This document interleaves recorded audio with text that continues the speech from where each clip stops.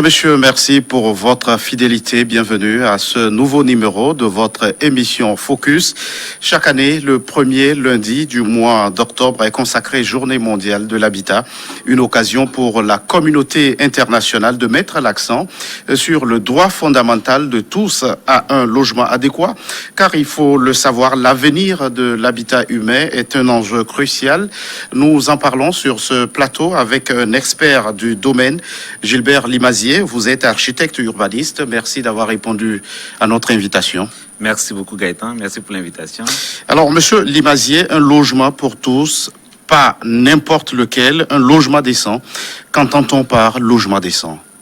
Alors, dans le logement, il faut entendre beaucoup d'éléments. Un logement décent, ce n'est pas seulement une maison dans laquelle quelqu'un habite, mais c'est tout l'ensemble urbain et non urbain autour d'une habitation qui permet une vie harmonieuse, qui permet à l'homme ou aux populations qui habitent ces lieux de pouvoir s'épanouir. Donc on parle d'un toit, pour parler de logement, on parle d'un toit.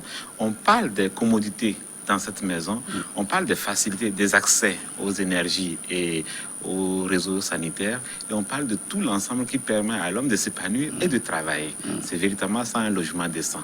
Alors, est-ce que vivons-nous dans des logements décents? Disons que dans notre ville ou dans nos villes au Togo, caractérisées essentiellement par l'autoconstruction, donc l'habitat administré, on peut dire qu'en grande partie, globalement sur nos territoires urbains, on n'a pas de bidonville. Donc disons que de ce point de vue, on a quand même un habitat relativement décent. Mais il reste des poches importantes d'habitat à assainir, d'habitat à améliorer pour le bien de toutes les populations. Alors, le logement est un droit de l'homme et un catalyseur pour tous les autres droits fondamentaux. Et pourtant, on estime à environ 2 milliards le nombre de personnes dans le monde vivant dans des logements inadéquats ou sans abri. Alors, qu'est-ce que ces chiffres vous inspirent comme analyse? Alors, la première analyse, c'est de voir du côté donc de la maîtrise de la population, non pas en termes de maîtrise de diminution ou pas, mais c'est une question de planification de l'accroissement de la population et de pouvoir planifier des offres de logement pour ces populations. La seconde chose, c'est le phénomène qu'on connaît, qui est décrit depuis plusieurs décennies maintenant, qui parle des populations qui quittent les zones rurales, donc vers les zones urbaines. Nous savons très bien que nos villes, dans quelques années, nous aurons plus de la moitié de la population de nos pays qui vont vivre dans les villes. Et c'est au niveau des villes que se posent crucialement les problèmes de logement. Et quand on voit très bien la proportion des personnes mal logées dans le monde, on le voit très bien, c'est en périphérie des villes ou parfois même dans le cœur des anciennes villes avec des ghettoisations des espaces et qui sont des facteurs de paupérisation. Parce que quand vous voyez une population qui vit dans un bidonville ou dans des zones périphériques, en marge même des réseaux urbains, forcément, on a un cycle de pauvreté qui se perpétue. Ces gens ne peuvent pas amener leurs enfants dans de bonnes écoles. Ils n'ont pas la faculté, par exemple, de travail. Ils sont trop éloignés des centres de production. Donc, il y a un mouvement pendulaire et l'ensemble de ce cycle-là contribue à l'appauvrissement des pays. Il faut véritablement prendre des mesures. Parce que c'est pour ça que, par exemple, au niveau de l'ONU, on inscrit cela au niveau des ODD. Il faut véritablement construire des villes résilientes qui soient adaptées au développement harmonieux de l'ensemble des populations. Alors, vous parlez de la planification. Manque-t-elle dans les politiques publiques de développement? La planification ne manque pas, mais c'est des efforts. Au Togo, par exemple, vous avez vu depuis quelques années les réformes sur le code foncier. Parce qu'on n'a pas de logement, décent en code foncier approprié. On a vu les réformes sur le permis de construire, on a vu les réformes sur le code de construction. Tous ces instruments sont mis en place pour que la production du logement puisse véritablement se faire dans des manières décentes et au profit du plus grand nombre. Ça existe. Maintenant, il faut faire les efforts ensemble de mettre le pied à l'étrier et de commencer la production de logements beaucoup plus décents. Un logement convenable pour tous, le seul moyen de garantir alors ce meilleur environnement urbain? Oui, oui et non. Je crois que le logement décent, comme je l'ai dit en introduction, le logement décent, c'est aussi la capacité d'aller très vite à son lieu de travail. Donc, ce n'est plus seulement une question de j'habite à un endroit. Il ne faut pas multiplier les cités dortoirs. Il faut faire une planification urbaine qui intègre les loisirs, qui intègre le travail et qui intègre la fonction de repos. Il faut que tout cet ensemble-là soit harmonieux, qu'on ne soit pas obligé de construire des villes avec des gens qui vont quitter faire des kilomètres pour aller à leur lieu de travail, qui n'ont pas accès au réseau de sport ou de loisirs. C'est cette harmonie-là qu'il faut rechercher et c'est cette intelligence-là que tous les planificateurs du développement urbain doivent avoir dans nos villes où nous savons très bien qu'il y a très peu de moyens, mais faire avec beaucoup d'intelligence pour produire des logements décents, pour produire des villes vivables et résilientes. Alors, nous sommes dans un contexte de pandémie mondiale liée au coronavirus et l'une des principales mesures pour enrayer ce virus a été le confinement. Monsieur Limazier, son application, on le sait, en Afrique, a été justement confrontée à cette question de logement pour tous. C'est dire qu'une maison, c'est bien plus qu'un toit. Aujourd'hui, on le sait très bien et la pandémie l'a montré très clairement que la maison, c'est plus qu'un toit. Beaucoup de gens étaient obligés de travailler de leur maison ou d'innover ou d'imaginer des solutions pour apporter des réponses aux questions qu'ils ont au boulot. Parce que la pandémie n'a pas arrêté la vie. La pandémie n'a pas arrêté les besoins élémentaires des hommes. Il fallait manger, il fallait faire de la logistique et il fallait faire de la transformation dans d'autres usines. Il a fallu qu'il y ait de l'intelligence et je crois que beaucoup de gens ont pris la mesure des choses à la faveur des outils numériques que nous avons aujourd'hui pour pouvoir trouver des solutions de travail. Ces solutions-là doivent aujourd'hui intégrer fortement notre mode de construire pour que ces cas qui arrivent, et puis comme nous le savons, on vivra avec cette pandémie, ce coronavirus pendant longtemps, il faudra trouver maintenant des moyens de construire, des moyens d'aménager en tenant compte de ces facteurs-là qui peuvent survenir et qui peuvent bloquer nos pays ou bloquer nos économies. Et il est très important que le logement puisse l'intégrer. Il est très important aussi qu'on puisse rapprocher davantage les lieux de travail des lieux d'habitation. Alors, le continent africain connaît une urbanisation très galopante et parfois décriée et appelée anarchique, désignée comme urbanisation anarchique depuis le phénomène à coup. Comment est-ce qu'on l'explique et qu'est-ce qu'il impose comme défi urgent aujourd'hui? En réalité, comme on le sait, la ville est l'enjeu, le pôle de développement. C'est l'enjeu parce que c'est le cœur même où toutes les intelligences se rassemblent pour pouvoir créer de la richesse. C'est également le pôle parce que c'est sur ce territoire-là que se concentrent un peu presque tous les investissements. Mais pour pouvoir atteindre un développement harmonieux, pour ne pas faire des villes gigantesques qu'on ne peut plus maîtriser, on connaît des exemples de villes très très gigantesques qui sont très difficiles à gérer, il faut promouvoir des villes de taille moyenne dans lesquelles l'homme est au centre du développement. L'homme redevient donc le cœur du développement. Et cela au niveau de l'Afrique et au niveau de notre pays, à part à peu près Lomé où nous voyons une très grande mégalopole qui fait une grande proportion de la population, nous avons quand même des villes moyennes. Et je crois que les mécanismes de la décentralisation que nous avons aujourd'hui permettront que les maires et les élus locaux, s'ils mettent la main à la pâte, puissent trouver les moyens d'avoir des alternatives à l'exode rural qu'on observe pour que les gens soient le plus proches, même s'ils quittent leur contrée, qu'ils soient le plus proches des centres de production que sont les villes, au lieu tous que nous puissions venir faire des mégalopoles comme Lomé ou autres villes, et qui, à la terme, vont vider l'ensemble des, en fait, les autres villes et vont poser un problème de macrocéphalie de nos tissus urbains. Il faut travailler là-dessus et je crois que c'est ça la réflexion que les urbanistes, les aménagistes doivent entreprendre et faire figurer dans les documents de stratégie. Et c'est votre préoccupation en tant qu'architecte urbaniste. Alors, l'habitat est au cœur de l'objectif 11 des 17 objectifs de développement durable. Comment cet objectif peut être atteint dans une Afrique aux multiples disparités en termes de développement? Alors, je crois que ça, c'est aussi la volonté de tous. Et je dis tout à l'heure qu'au Togo, par exemple, il y a un grand pas qui a été franchi sur le code du foncier. Ce code foncier, je le vois depuis quelques jours sur les réseaux sociaux, avec beaucoup de partage. Et tout ça, je crois que si l'ensemble des populations adhèrent à cela, et si nous avons une maîtrise foncière, nous aurons la capacité de produire beaucoup plus de logements, des logements décents. Parce que comme on le sait, il ne faut pas se cacher ou se faire l'autruche.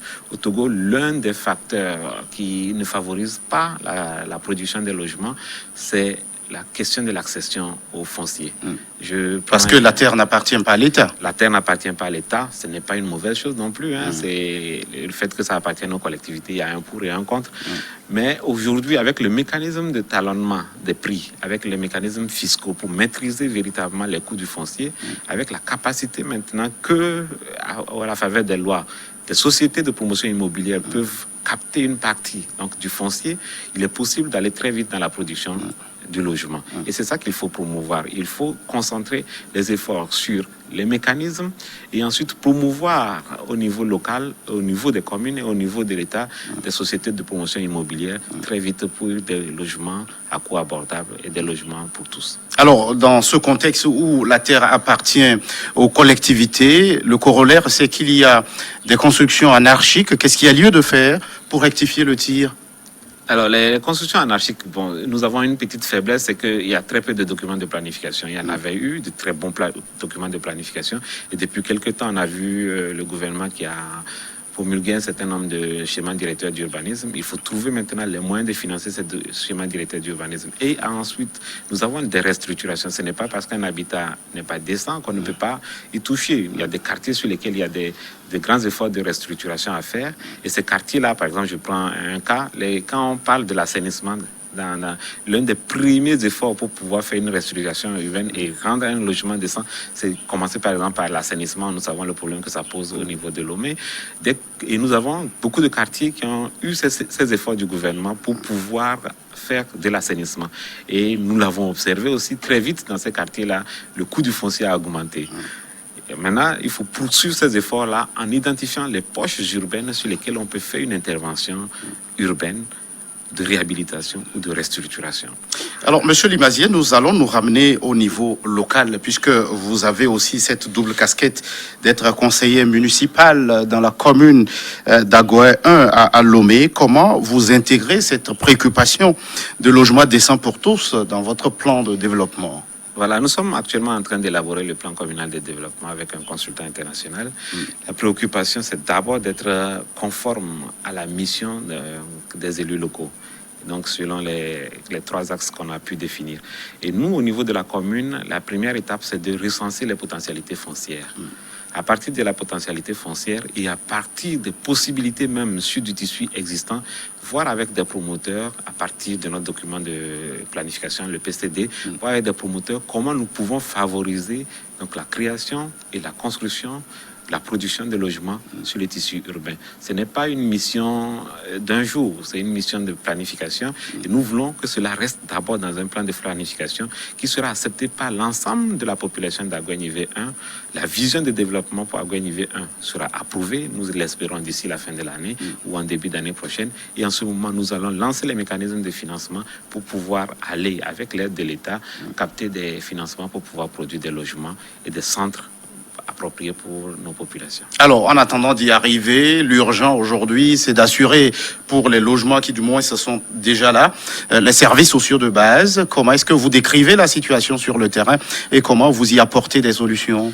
Les défis sont énormes. Les défis sont énormes, un peu exacerbés ces jours-ci par la pandémie de Covid. Mais globalement, si on observe très bien, la population a quand même eu des capacités pour encaisser et trouver des alternatives.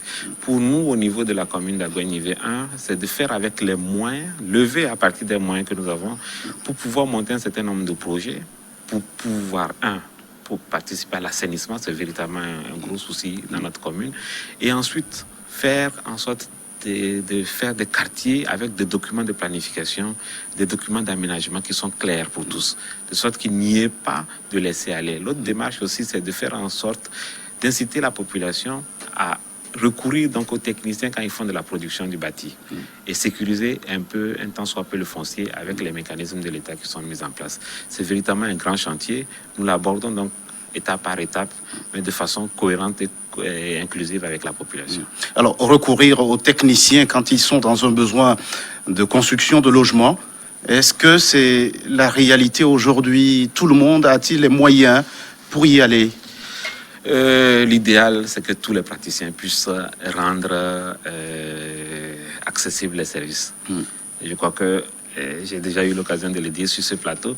La tendance, on a tendance à penser que, par exemple, le permis de construire coûte très cher. Je dis souvent aux gens, quand vous faites une 2 pièces salon ou 3 pièces salon, qui est la forme de construction la plus commune, quand vous faites une 3 pièces salon, ça vous fait à peu près 120 mètres carrés. Ça vous coûte 12 000 francs pour avoir un permis de construire.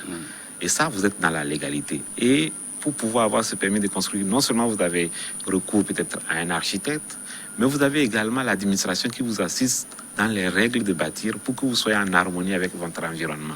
Je ne dis pas que 12 000 francs ou 20 000 francs, ce n'est pas de l'argent, mais j'estime qu'on a une très grande peur en disant c'est des grands coûts et tout ça, alors que véritablement, si on va à l'information, on sait que ces coûts sont maîtrisables, ces coûts sont relativement abordables. Et il y a tout le mécanisme du Doing Business qui a permis que cela soit plus facile et que les gens puissent vivre dans une maison en se disant je suis quand même en règle avec la société, je suis en règle avec l'administration publique. Alors, et c'est votre rôle en tant qu'élu local, alors de sensibiliser les populations. Est-ce que vous avez le sentiment que les populations commencent par s'approprier ces directives, ces mesures?